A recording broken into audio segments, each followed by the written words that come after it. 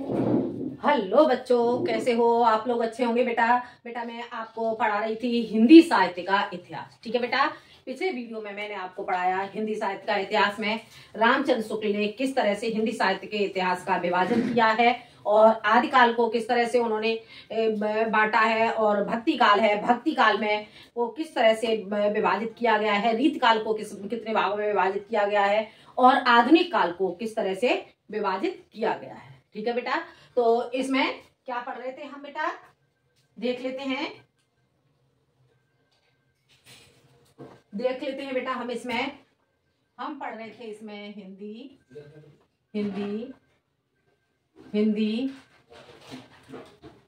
हम पढ़ रहे थे बेटा इसमें हिंदी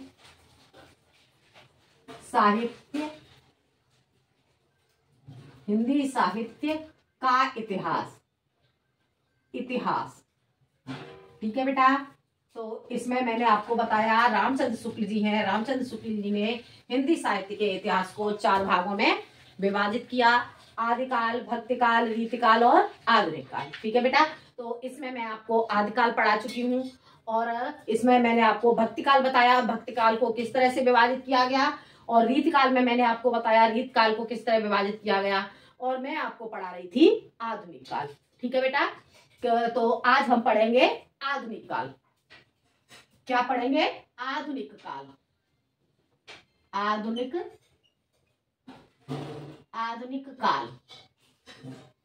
आधुनिक काल को बेटा, जो आधुनिक काल है, आधुनिक काल को किस तरह से विभाजित किया गया है देख लेते हैं बेटा हम। आधुनिक काल को बेटा मैंने आपको बता दिया था 5 भागों में विभाजित किया गया है। ठीक है बेटा। कौन कौन से भाग हैं इसके?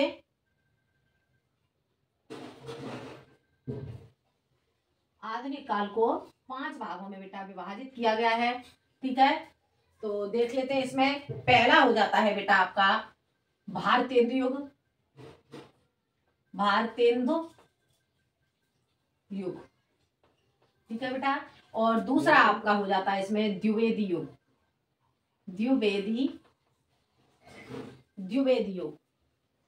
कौन सा हो जाता है बेटा दूसरा हो जाएगा आपका इसमें द्विवेदी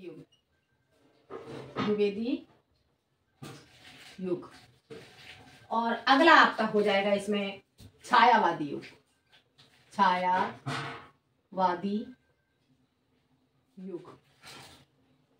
ठीक है बेटा। अगला हो जाएगा आपका इसमें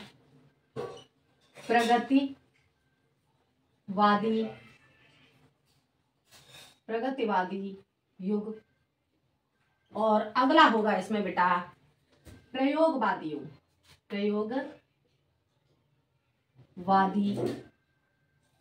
युग। ठीक है बेटा। ये मैं आपको बता चुकी थी। ठीक है। अब हम जानेंगे भारतीय युग, द्विवेदी युग, छायावादी युग, प्रगतिवादी युग और प्रयोगवादी युग का समय। इसका समय क्या रहा? ठीक है बेटा। तो भारतीय युग का समय क्या है? भारतीय युग का समय बेटा हो जाता है 1850 से 1900। ठीक है बेटा। भारतीय युग का समय हो जाता है 1850 से 1900। और द्विवेदी युग का समय हो जाता है बेटा 1900 से 1922। ठीक है बेटा। 1922। और छायावादी युग का समय हो जाता है 1922 से 1938। ठीक है बेटा। और प्रगतिवादी युग का समय हो जाता है बेटा 1938 से ये आपका हो जाएगा 1947। और प्रयोगवादी से योग का समय हो जाएगा बेटा 1947 से अब तक। ठीक है बेटा। समझ आ गया बेटा? इसका समय क्या हो जाता है? भारतीय युग का समय हो जाता है 1850 से 1900, और द्विवेदी युग का समय हो जाता है 1900 से 1922। छायावादी युग का हो जाता है 1922 से 1938, और प्रगतिवादी युग का समय हो जाता है 1938 से 1947। प्रयोगवादी युग का समय हो जाता है 1947 से अब। ठीक है बेटा, अब हम जानेंगे बेटा भारतेंदु युग। भारतेंदु युग को अन्य किस नाम से जाना जाता है? ठीक है, तो भारतेंदु युग को जाना जाता है बेटा, भारतेंदु युग को जाना जाता है नव जागरण युग। नव जागरण युग, नव जागरण युग। और इसे द्विवेदी युग को जाना जाता है बेटा नव जागरण सुधार काल। नव जागरण सुधार काल, सुधार, नव जागरण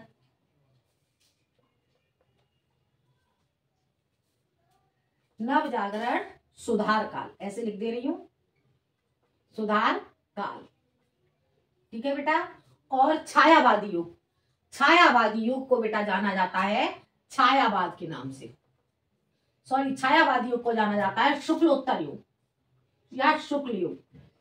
शुक्ल युग, छायावादी युग को जाना जाता है बेटा शुक्ल युग के नाम से। और प्रगतिवादी युग को जाना जाता है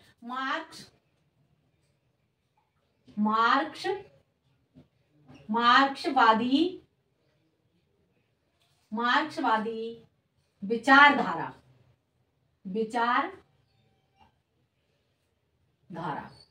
मार्क्सवादी विचारधारा। ठीक है बेटा, मार्क्सवादी विचारधारा। और प्रयोगवादी युग को जाना जाता है बेटा, यह हो जाता है हमारा प्रयोग शब्द, प्रयोग शब्द। ठीक है बेटा, आगे समझ में। भारतेंदु युग को जाना जाता है नवजागरण युग के नाम से, द्विवेदी युग को जाना जाता है नवजागरण सुधार काल के नाम से, और छायावादी युग को जाना जाता है शुक्ल युग के नाम से, प्रगतिवादी युग को जाना जाता है मार्क्सवादी विचारधारा के नाम से, और प्रयोगवादी युग को जाना जाता है प्रयोग शब्द के द्वारा। ठीक है बेटा, देखो इसमें बेटा जो आपका छायावादी युग है इसे शुक्ल युग के नाम से। ठीक है बेटा, अब हम जानेंगे बेटा इनका नाम, जो भारतेंदु युग है, भारतेंदु युग का नाम भारतेंदु युग कैसे पड़ा, किसके नाम पर पड़ा, और द्विवेदी युग का नाम द्विवेदी युग कैसे पड़ा, छायावादी युग, प्रगतिवादी युग और इन सब का नाम कैसे पड़ा, ये हम जानेंगे। ठीक है बेटा, तो देख लेते हैं। शुक्ल युग, इसे कहेंगे बेटा साम्य,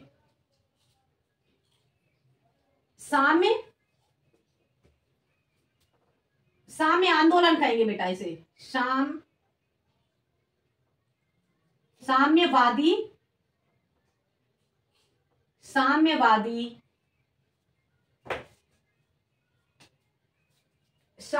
आंदोलन। ठीक है बेटा, इसे यहां पे चेंज कर दो, इससे कहेंगे हम साम्यवादी आंदोलन। ठीक है बेटा, ये से कह देंगे साम्यवादी आंदोलन। अब हम देखते हैं भारतेंदु युग। भारतेंदु युग का नाम भारतेंदु युग कैसे पड़ा? भारतेंदु युग का नाम पड़ा यहाँ पर भारतेंदु हरिश्चंद्र के नाम पर। भारतेंदु हरिश्चंद्र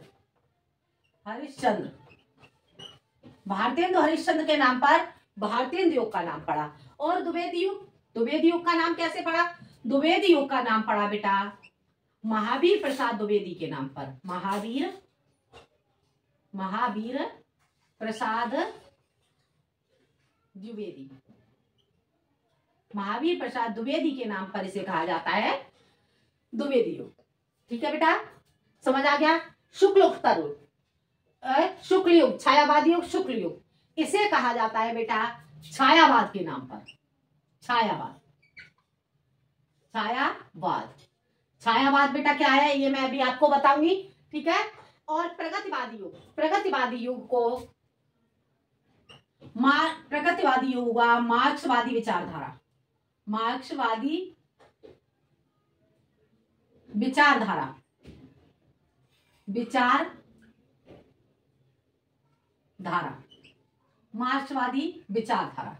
ठीक है बेटा, और प्रयोगवादी युग के जनक माने जाते हैं। प्रयोगवादी युग का शब्द का नाम प्रयोगवादी युग पड़ा सच्चिदानंद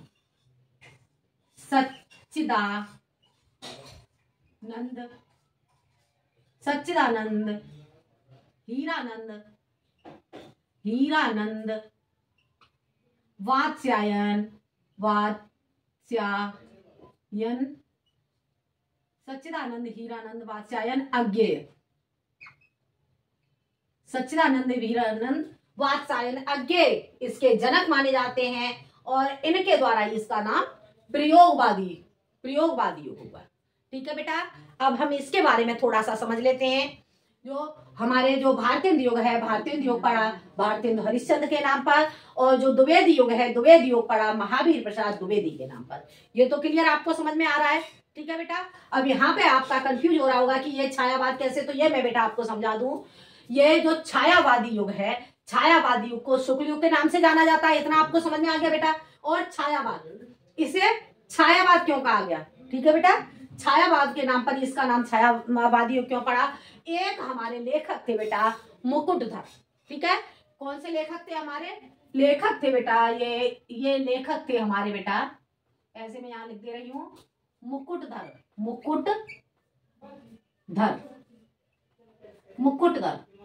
मुकुटधर ने बेटा अपने निबंध में पहली बार छायावाद शब्द का प्रयोग किया। जो मुकुटधर ने निबंध की रचना की और उन्होंने अपने निबंध में पहली बार छायावाद शब्द का प्रयोग किया। इसी शब्द के कारण इस युग का नाम छायावादी युग पड़ा। हो गया क्लियर बेटा? समझ आ गया इतना? अब आगे देखते हैं बेटा, मार्क्सवादी विचारधारा। जो प्रगतिवादी युग है, इसका मार्क्सवादी विचारधारा, जो मार्क्सवादी लोग थे उनकी विचारधारा के ऊपर इसका नाम मार्क्सवादी विचारधारा। ठीक है, ये आ गया आपका प्रयोगवादी युग। प्रयोगवादी युग बेटा मैं आपको बता दूं, जो हमारे जो है सच्चिदानंद, हीरानंद, वात्स्यायन, अज्ञेय, ठीक है, ये इन्होंने सबसे पहले प्रयोग शब्द का की खोज की। प्रयोग शब्द, प्रयोग करके देखना, अर्थात बच्चों में कुछ करके सीखने की क्षमता, कुछ करना, तब उसके प्रयोग के द्वारा बच्चों को कुछ समझ में आना। तो ठीक है, तो इसीलिए प्रयोग शब्द का की खोज, प्रयोग का अर्थ हो गया खोज करना। क्या हो गया प्रयोग का अर्थ बेटा? खोज करना। तो जो सच्चिदानंद, हीरानंद, वात्स्यायन यज्ञ हैं, इन्होंने प्रयोग शब्द का अर्थ किया, प्रयोग का अर्थ खोज के द्वारा हो गया, अर्थात बच्चों के लिए नए नए तरीकों की खोज करना। तो इसीलिए इनके द्वारा इसे कहा गया, सच्चिदानंद, हीरानंद, वात्स्यायन के अज्ञेय के प्रयोग शब्द की खोज के द्वारा इसका नाम प्रयोगवादी युग पड़ा। हो गया क्लियर बेटा?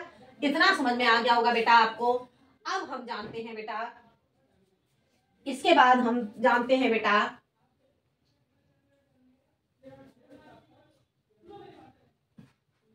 इतना बेटा आपको समझ में आ गया होगा।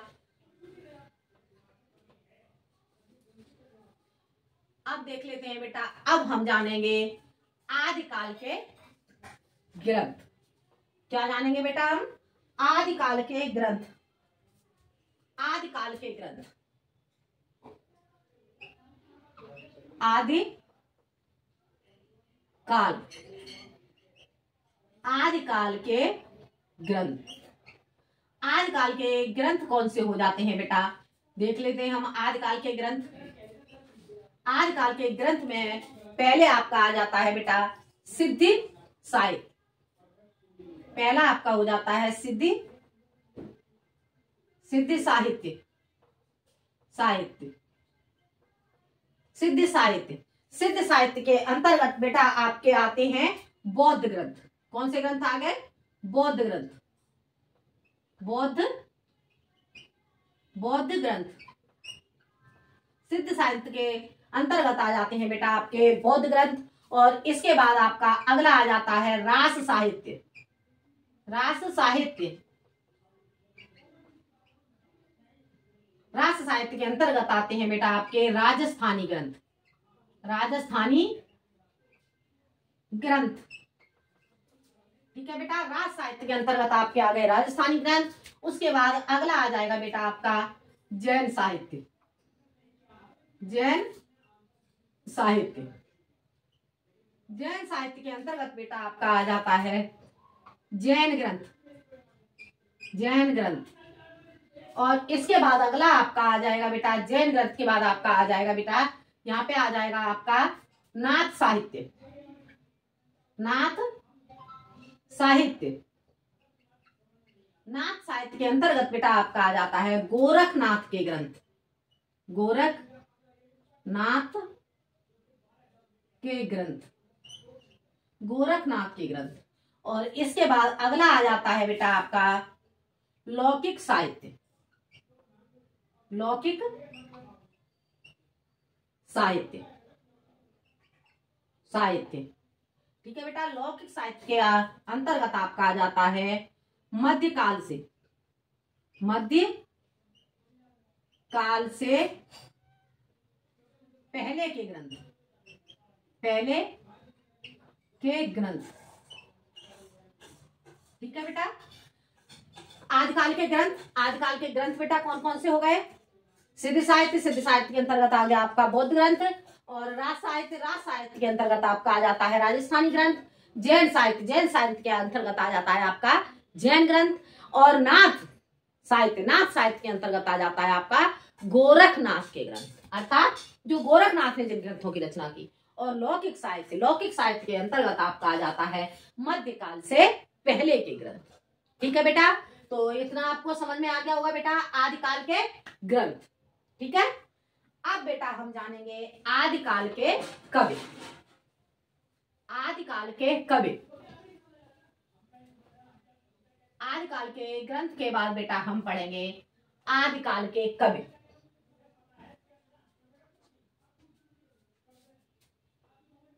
आदि काल के कवि, आदिकाल के कवि, आदिकाल के कवि, आदिकाल के कवि। ठीक है बेटा, आदिकाल के कवि में बेटा आपके आ जाते हैं, आदिकाल में आपके प्रथम कवि हुए थे, जो प्रथम कवि हुए थे आदिकाल के वो हुए थे आपके महर्षि वाल्मीकि, और जिन्होंने रचना की थी रामायण, रामायण ग्रंथ की रचना की। ठीक है बेटा, तो आदिकाल के प्रथम कवि, आदि काल के प्रथम कवि, प्रथम कवि, आदिकाल के प्रथम कवि कौन हो जाते हैं? महर्षि, महर्षि वाल्मीकि, वाल्मीकि, महर्षि वाल्मीकि। ठीक है, और इनकी रचना हो जाती है आपकी, रचना हो जाएगी बेटा इनकी रचना, रचना इनकी हो जाएगी बेटा आपकी रामायण, रामायण। ठीक है बेटा, इतना आपको समझ में आ गया। आदिकाल के प्रथम कवि कौन हो गए? महर्षि वाल्मीकि, और रचना इनकी हो जाती है रामायण। ठीक है बेटा, अब आगे बेटा हम जानते हैं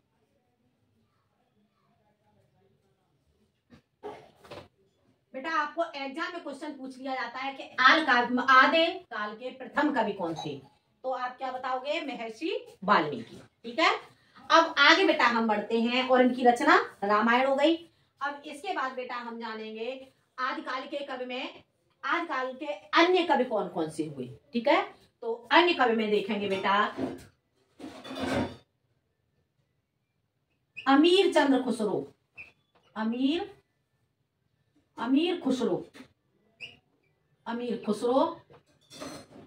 उसके बाद हो जाएंगे आपके चंद्रवरदाई, चंद्रवरदाई, चंद्रवरदाई। उसके बाद हो जाएंगे आपके बेटा विद्यापति, विद्यापति। उसके बाद आपके आ जाते हैं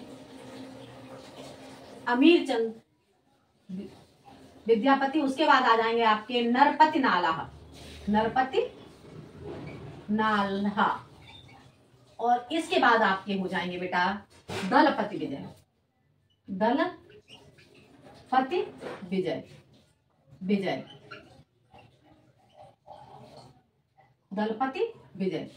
ठीक है बेटा, आदिकाल के बेटा कवि आप बहुत सारे कवि हुए आदिकाल में, लेकिन इसमें से जो मुख्य कवि हैं जो आपके एग्जाम में पूछे जाते हैं वही मैं आपको पढ़ा रही हूँ। ठीक है बेटा, तो इसमें देख लेते हैं बेटा, जो 12th क्लास के लिए जरूरी है वही कवि मैंने आपके लिए लिए हैं बेटा। यहाँ पे 11th 12th में जो कवि पूछे जाते हैं। ठीक है, तो आदिकाल के कवि, आदिकाल के कवि बेटा ये कौन कौन से कवि हो गए? अमीर खुसरो, चंद्रवरदाई, विद्यापति, नरपति नाला और दलपति विजय। ठीक है बेटा। अब इसे आप ट्रिक के द्वारा कैसे तैयार करेंगे बेटा, ये मैं आपको समझा देती हूँ, आपको उचित लगे तो उसे पढ़ना। ठीक है बेटा। तो इसकी ट्रिक कैसे तैयार करेंगे बेटा, इसकी ट्रिक मैं आपको बता देती हूँ। ट्रिक हो जाएगी बेटा आपकी अमीर चंद्र विद्या, अमीर चंद्र विद्या, अमीर चंद्र विद्या, अमीर चंद्र विद्या जैसे जैसे नर ने दल पर विजय करी। क्या हो गई बेटा इसकी ट्रिक? अमीर चंद्र विद्या जैसे नर ने दल पर विजय करी। कितनी जल्दी बेटा इसे तैयार कर लेंगे? अमीर चंद्र विद्या जैसे नर ने दल पर विजय करी, अमीर चंद्र विद्या जैसे नर ने दल पर विजय करी, अमीर चंद्र विद्या जैसे नर ने दल पर विजय करी। कई बार बेटा इसका हम रिवीजन करेंगे तो ये हमको आदिकाल के कवि हैं वो तुरंत तैयार हो जाएंगे। कैसे पढ़ेंगे? अमीर चंद्र विद्या जैसे नर ने दल पर विजय करी, अमीर चंद्र विद्या जैसे नर ने दल पर विजय करी, अमीर चंद्र विद्या जैसे नर ने दल पर विजय करी, अमीर चंद्र विद्या जैसे नर ने दल पर विजय करी। इस तरह से बेटा आप बार बार इसका रिवीजन करेंगे तो ये आपको तैयार हो जाएंगे। ठीक है बेटा। अब देखो मैं आपको इसमें बता दूं, जैसे अमीर से आपका हो गया बेटा अमीर खुसरो, अमीर खुसरो। ठीक है बेटा। चंद्र से आपका हो जाएगा चंद्रवरदाई, और विद्या से बेटा आपका हो जाएगा विद्यापति। और जैसे बेटा आप इसे छोड़ देंगे और ये आ जाएगा नर से आपका आ जाएगा बेटा नरपति नालह,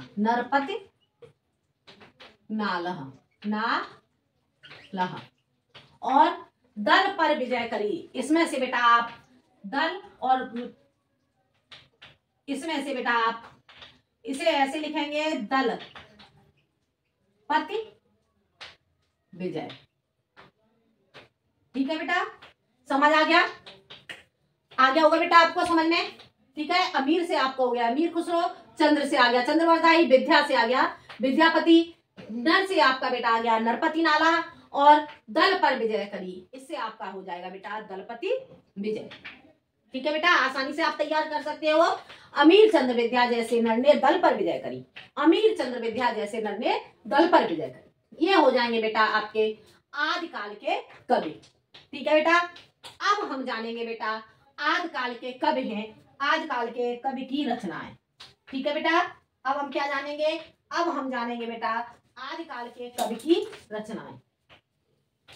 आदिकाल के कवि की रचनाएं जानेंगे बेटा। हम देख लेते हैं आदिकाल के कवि की रचनाएं।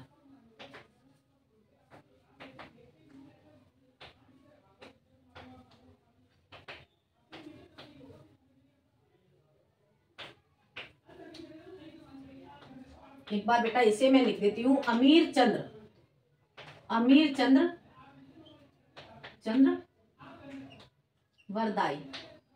चंद्रवरदाई। इसके पास आ जाएगा, इसके बाद आ जाएगा आपका बेटा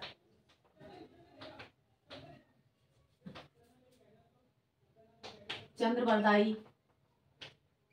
इसके बाद हो जाएगा बेटा आपका विद्यापति। इसके बाद आ जाएगा आपका नरपति नाला,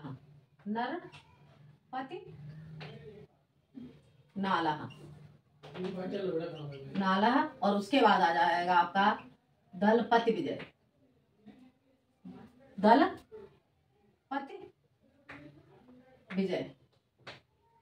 ठीक है बेटा। ये हो जाएगा आपका दलपति विजय। अब बेटा यहां से हम एक एक कवि लेते हैं और इनकी रचनाएं देख लेते हैं जो ज्यादातर बोर्ड एग्जाम में पूछी जाती हैं। अब सबसे पहले हम पढ़ेंगे बेटा अमीर खुसरो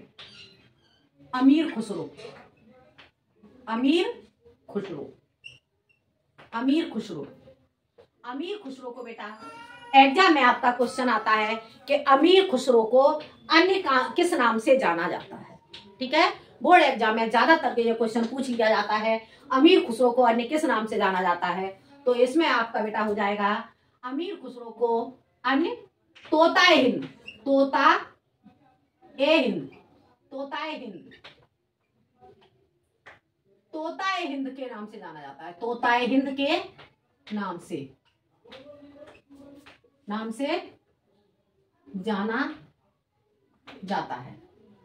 ठीक है बेटा, अमीर खुसरो को किस नाम से जाना जाता है? अमीर खुसरो को बेटा तोता ए हिंद नाम से जाना जाता है। ठीक है, अब हम लिखेंगे बेटा अमीर खुसरो की रचनाएं जानेंगे। अमीर खुसरो की रचनाएं कौन कौन सी हैं तो देख लेते हैं बेटा हम। अमीर खुसरो की रचनाएं, इनकी रचनाएं हो जाएंगी बेटा। पहले इसकी रचना हो जाएंगी आशिकी, आशिका, सॉरी बेटा ये मैंने पहले हो जाएगी आपकी आशिका, उसके बाद आ जाएगी आपकी पहेलियां, पहेलियां, पहेलियां, पहेलियां। उसके बाद आ जाएगा बेटा आपका खलिकवारी, खलिकवारी, खलिकवारी। ये रचनाएं बेटा एग्जाम में पूछ ली जाती है। ठीक है, खलिकवारी के बाद आ जाएगा बेटा आपका हालत ए हिंद, खलिकवारी के बाद आ जाएगा बेटा आपका हालत ए हिंद, हालत ए हिंद, हालत ए कन्हैया, हालत ए कन्हैया, कन्हैया। और इसके बाद आ जाएगा बेटा इनकी रचना नजराना, नजराना। ठीक है बेटा, क्या क्या हो गई इनकी रचनाएं? अमीर खुसरो को तोता ए हिंद नाम से जाना जाता है, इतना समझ में आ गया होगा बेटा। और इनकी रचनाएं कौन सी हो गई? आज की पहेलियां, खलिकवारी, हालत ए हिंद कन्हैया और नजराना। ठीक है बेटा, तो अब बेटा मैं आपको बताऊंगी इसकी ट्रिक हम कैसे तैयार करेंगे। इसकी ट्रिक तैयार करेंगे बेटा हम। ट्रिक देख लेते हैं हम। इसकी ट्रिक क्या हो जाएगा? आशिकी की पहेलियों के लिए, आशिकी की पहेलियों के लिए खलिकवारी कन्हैया ने नजराना दिया। क्या हो जाएगी? आशिकी की, आशिकी, आशिकी की पहेलियों, पहेलियों के लिए, आशिकी की पहेलियों के लिए, आशिकी की पहेलियों के लिए खलिकवारी, खलिकवारी, खलिकवारी, खलिकवारी कन्हैया, खलिकवारी कन्हैया ने नजराना, नजराना, खलिकवारी कन्हैया ने नजराना दिया। ठीक है बेटा, क्या हो गई आपकी ये? इसमें बेटा आपकी जो रचना है, इसमें बेटा कैसे तैयार करेंगे? ट्रिक के द्वारा। जो अमीर खुसरो की रचनाएं हैं ट्रिक के द्वारा बेटा तैयार करेंगे। जो आशिकी की, आशिकी की पहेलियों पर खलिकवारी कन्हैया ने नजराना दिया। आशिकी की पहेलियों पर के लिए, आशिकी की पहेलियों के लिए खलिकवारी कन्हैया ने नजराना दिया। आशिकी की पहेलियों पर खलिकवारी कन्हैया ने नजराना दिया। ठीक है, आशिकी, आशिकी से हो गया आपका बेटा, आशिकी से क्या हो गया आपका? आशिकी से आपकी हो जाती है आशिका। और पहेलियों, ये की हटा देंगे बेटा, पहेलियों से आपका हो जाएगा पहेलियां। और बेटा ये इतना छोड़ देंगे, इसके बाद खलिकवारी आपका ये आ गया। ठीक है, कन्हैया, कन्हैया से हालत ए कन्हैया, हालत ए कन्हैया। और नजराना, नजराना क्या होता है बेटा? नजराना होता है भेंट देना। ठीक है, तो हाली आशिकी की पहेलियों के लिए खलिकवारी कन्हैया ने नजराना दिया। ठीक है बेटा, ये थी आपकी अमीर खुसरो की रचनाएं। और अमीर खुसरो को तोता ए हिंद नाम से जाना जाता है। ये वाला क्वेश्चन है बेटा, ये बोर्ड एग्जाम के लिए बहुत पूछा जाता है। ठीक है, अमीर खुसरो को अन्य किस नाम से जाना जाता है? तोता ए हिंद नाम से। ठीक है, भारतेंद्र युग को अन्य किस नाम से जाना जाता है? नवजागरण युग से। द्विवेदी युग को अन्य किस नाम से जाना जाता है? द्विवेदी युग को किस नाम से जाना जाता है? नव सुधार काल के नाम से। ठीक है बेटा, तो इस तरह से ये क्वेश्चन आपसे पूछ लिए जाते हैं। ठीक है, या दुबे भारतीय योग की रचना, भारतीय योग का नाम भारतीय योग कैसे पड़ा, तो आप इसे बताओगे भारतीय हरिश्चंद्र के नाम पर। ऑप्शन में आपको ये मिल जाएंगे। ठीक है, अब बेटा आगे हम बढ़ते हैं, आगे हम जानेंगे बेटा। इसके बाद बेटा हम पढ़ेंगे चंद्रवरदाई। ठीक है, चंद्रवरदाई की रचनाएं। ठीक है, चंद्रवरदाई की रचना बेटा हम जानेंगे। तो चंद्रवरदाई की रचना हो जाएगी बेटा हमारी चंद्रवरदाई, चंद्रवरदाई, चंद्रवरदाई, चंद्रवरदाई। चंद्रवरदाई क्या है बेटा, ये चंद्रवरदाई बेटा जो ये कवि हैं, ये वीर गाथा काल के सबसे श्रेष्ठ कवि थे। ठीक है बेटा, चंद्रवरदाई क्या थे, चंद्रवरदाई वीर गाथा काल के सबसे श्रेष्ठ कवि थे। आगे बेटा समझ में, जो चंद्रवरदाई थे, चंद्रवरदाई वीर गाथा काल के सबसे श्रेष्ठ कवि थे। क्या थे, वीर गाथा काल के, वीर गाथा काल के सबसे श्रेष्ठ कवि, सबसे श्रेष्ठ कवि, श्रेष्ठ कवि, सबसे श्रेष्ठ कवि थे। ठीक है बेटा, और इनकी रचना क्या हो जाएगी, चंद्रवरदाई की बेटा रचना हो जाती है आपकी, चंद्रवरदाई की रचना बेटा इनकी हो जाएगी पृथ्वीराज रासो।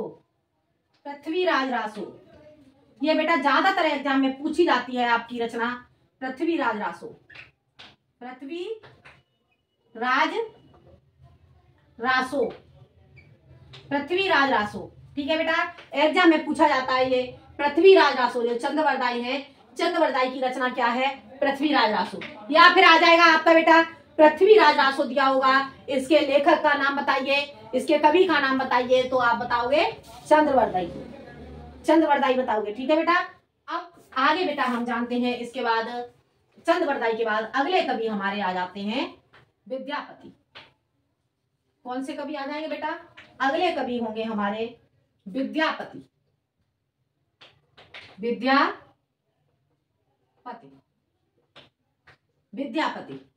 विद्यापति की रचनाएं बेटा आपकी कौन सी हो जाती हैं, अब इनकी रचनाएं जानेंगे। रचनाएं हो जाती हैं बेटा विद्यापति की पदावली, उसके बाद हो जाएगी आपकी बेटा कीर्तिलता,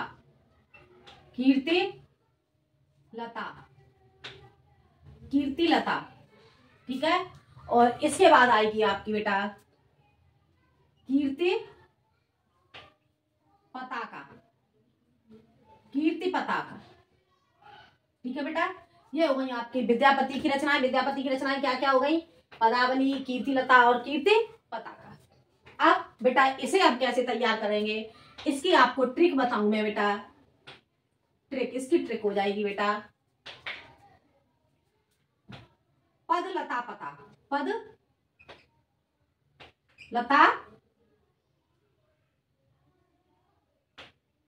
कीर्ति लता पता, ऐसे कर लो, पद कीर्ति लता पता, पद कीर्ति लता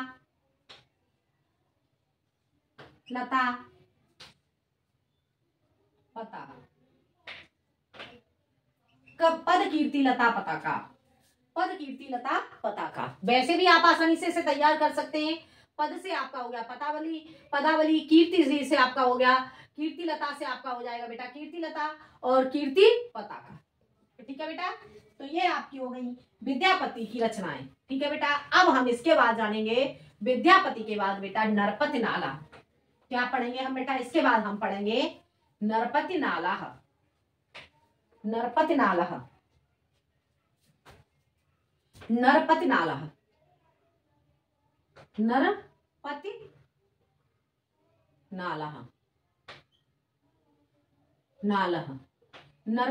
बेटा, नरपति नाला की रचना क्या हो जाएगी, इसकी रचना हो जाएगी बेटा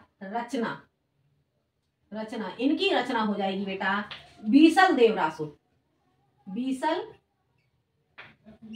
बीसल देव रासो। इनकी रचना क्या हो गई बेटा? बीसल देव रासो। ठीक है, नरपति नाला की रचना हो गई बीसल देव रासो। बोर्ड एग्जाम में बेटा पूछी जाती है नरपति नाला की रचना बताइए या फिर बीसल देव रासो के रचनाकार बताइए। ठीक है बेटा, तो बीसल इनकी नरपति नाला की रचना हो गई बीसल देव रासो। ए बेटा ये एक प्रेम कथा है। ठीक है बेटा, ये क्या है? एक प्रेम गाथा है। एक प्रेम गाथा, एक प्रेम गाथा है। एक प्रेम गाथा के ऊपर इन्होंने ये अपनी रचना करी थी। ठीक है बेटा, ये आपके हो जाएंगे बेटा नरपति नाला। और उसके बाद हम पढ़ेंगे बेटा नरपति नाला के बाद बेटा हम पढ़ेंगे नरपति नाला के बाद हम बेटा ये पढ़ेंगे जगनिक। जगनिक, जगनिक ये बेटा मैं आपको यहाँ पे बताना भूल गई। जगनिक, जगनिक बेटा आप ट्रिक में जब ट्रिक में तैयार करेंगे तो यहाँ पे जगनिक की जगह आप बेटा कर लेंगे जगत। ठीक है, जगत से आप बना लेंगे जगनिक। हो गया क्लियर बेटा? जगनिक, जगनिक की बेटा आपकी रचना हो जाएगी। जगनिक की बेटा रचना हो जाएगी आपकी जगनिक रचना। रचना बेटा इनकी हो जाएगी आपकी परमाल रासो। परमाल रासो ये बेटा मैं भूल गई थी यहाँ पे आपको बताना, लेकिन ये बोर्ड एग्जाम के लिए बहुत जरूरी है। ये बोर्ड एग्जाम में पूछी जाती है, 11th और 12th के एग्जाम में पूछी जाती है, इसलिए बेटा मैं आपको ये बता रही हूँ। जगनिक रचना है परमाल रासो। ठीक है, इनकी रचना क्या हो गई? परमाल रासो। इसमें बेटा जो परमाल रासो है, परमाल रासो में बेटा दो भाई थे आला उदल। आला और उदल, आला और उदल का वर्णन है। ठीक है बेटा, आला उदल का वर्णन। ठीक है बेटा, ये क्या है? परमाल रासो में, परमाल रासो में दो व्यक्ति हो जाते हैं आला और उदल। आला उदल का वर्णन किया गया है। ये थी बेटा जगनिक की रचना परमाल रासो। और लास्ट में बेटा आपकी रह जाती है आपकी रचना बेटा दलपति विजय। ठीक है बेटा, दलपति विजय, दलपति विजय की रचना रह जाती है बेटा। कौन से लेखक आपके रह जाते हैं बेटा? कौन से कवि हैं? दलपति विजय, दलपति विजय।